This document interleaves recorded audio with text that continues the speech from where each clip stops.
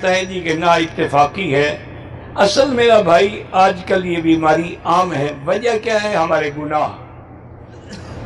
ہمارے گناہوں کی سزا مختلف شکل میں ملتی ہے، کبھی گھر کی پریشانی، کبھی ناچاکی، کبھی قرضہ، کبھی بیماری۔ یہ سب ہمارے گناہوں کی شامت اعمال ہے۔ اس لیے سب سے زیادہ توبہ کریں، درود شریف پڑھیں، اور گھر والے سارے بیٹھ کے اکٹھے جن کو قرآن آتا ہے سورۃ البقرہ کی تلاوت کریں، اور ایک بہت بڑے پانی کے ڈول پہ دم کریں۔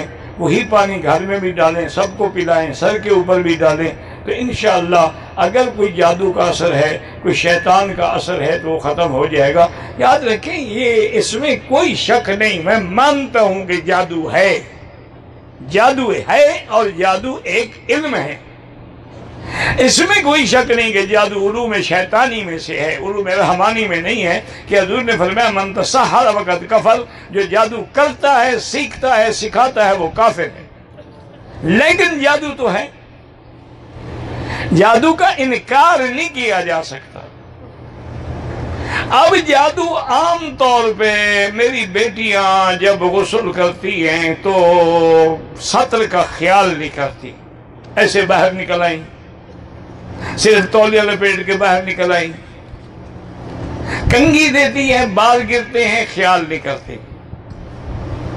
حالانکہ ضروری ہے کہ ہر لحاظ اسی موقع پر شیطان کو جادو کرنے کا بھی اور جنات کو اپنے عشق کے اظہار کا موقع ملتا ہے۔ اسی لیے آپ کے جو چھوٹے چھوٹے بچے ان کو مغرب کے بعد باہر نہ جانے دیا کریں، اور ان پر ہمیشہ سورۃ فاتحہ، آیت الکرسی، معوذتین یعنی قل اعوذ بالفلق، قل اعوذ بالناس پڑھ کے دم کیا کریں، تو انشاءاللہ اللہ کی رحمت سے ساری پریشانیاں دور ہو جائیں گی۔ میری بہن پہ کالا جادو ہے، جنات کا سایہ ہے، بہت علماء کو دکھایا ہے، تو میرا بھائی گزارش یہ ہے کہ کسی کے پاس جانے کی ضرورت نہیں ہے، تم خود عالم ہو، خود مولوی ہو، گھر میں سارے بندے اکٹھے کر کے بٹھا دو، پانی کا بڑا ڈول بھی رکھ لو، اور سورۃ البقرہ سارے پڑھنی شروع کر دو۔